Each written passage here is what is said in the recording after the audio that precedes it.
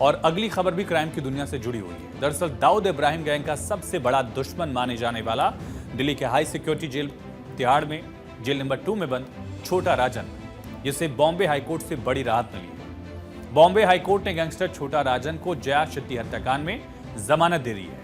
Court ने उम्र कैद की सजा को निलंबित कर दिया और मामले में छोटा राजन को जमानत दे दी है। जस्टिस रेवती मोहिते डेरे और जस्टिस पृथ्वीराज चौहान की खंडपीठ ने छोटा राजन को 1 लाख रुपए के मुचलके पर जमानत दी है। हालांकि राजन अभी बाकी आपराधिक मामलों के सजा के दौरान, ट्रायल के दौरान जेल में ही रहेगा।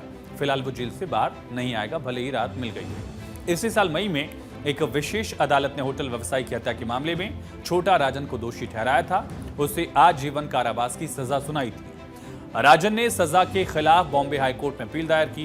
गैंगस्टर ने मांग की थी कि सजा को निलंबित किया जाए और अंतरिम जमानत दी जाए। बॉम्बे हाईकोर्ट ने 1 लाख रुपए के मुचलके पर गैंगस्टर छोटा राजन को जमानत दे दी है। जिस केस में छोटा राजन को जमानत मिली है वो केस क्या है, ये भी समझिए। दरअसल जया शेट्टी हत्याकांड में कैसे छोटा राजन का नाम आया, ये बड़ा अहम है। मध्य मुंबई के गामदेवी में गोल्डन क्राउन होटल की मालकिन थी जया शेट्टी, जिनकी 4 मई 2001 को होटल की पहली मंजिल पर छोटा राजन गैंग के 2 सदस्यों ने गोली मारकर हत्या कर दी थी। जांच से पता चला कि जया शेट्टी को छोटा राजन गैंग के सदस्य हेमंत पुजारी से जबरन वसूली के लिए कॉल आए और पैसा न देने पर उनका मर्डर कर दिया गया।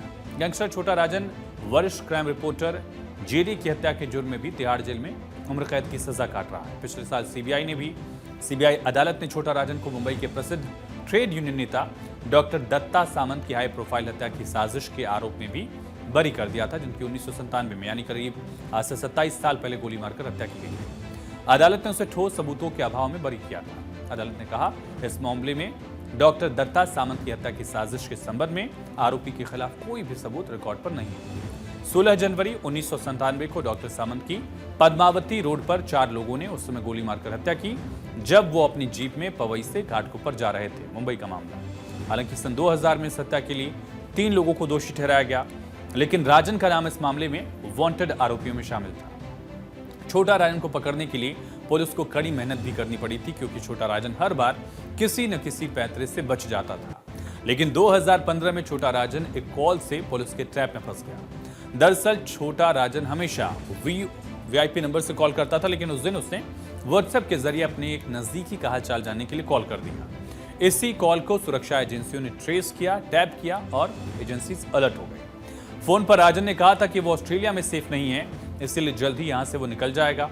इसके बाद एजेंसियों ने इंटरपोल से संपर्क किया, जिसके बाद इंटरपोल अलर्ट हुआ और 25 अक्टूबर 2015 को ऑस्ट्रेलियन फेडरल पुलिस को पता चला कि एक इंडियन शख्स बाली जा रहा है। फेडरल पुलिस ने इंटरपोल के जरिए बाली इमिग्रेशन डिपार्टमेंट को जानकारी दी और छोटा राजन का प्लेन जैसे ही वहां पहुंचा उसे पकड़ लिया गया, इंडिया लाया गया एक्स्ट्राडिशन के तहत। गिरफ्तारी के समय राजन डरा हुआ था, उसने खुद की जान को खतरा बताया था, कहा था कि डी कंपनी दाऊद कंपनी उसकी जान के पीछे पड़ी है। राजन कभी डी कंपनी के सरगना दाऊद इब्राहिम गैंग के लिए काम करता था, लेकिन बाद में दोनों अलग हुए, एक दूसरे के दुश्मन बन गए। छोटा राजन पर कई सारे केसेस हैं, वसूली का मामला, फिरौती का मामला, हत्या के मामले दर्ज हैं और इनमें से एक मामले में उसे राहत मिली है, लेकिन बाकी मामलों में फिलहाल वो जेल की सजा काटेगा। दिल्ली की तिहाड़ जेल में वो बंद है। तो छोटा राजन को इस केस में बॉम्बे हाईकोर्ट से राहत मिली। प्रमुख व्यवसायी जया शेट्टी का मर्डर का पूरा मामला था और लगातार मामला चला। इसी साल छोटा राजन को इसमें दोषी ठहराया गया था, आजीवन कारावास की सजा दी गई थी और उस मामले में बॉम्बे हाईकोर्ट ने 1 लाख के मुचलके पर छोटा राजन को जमानत दी है।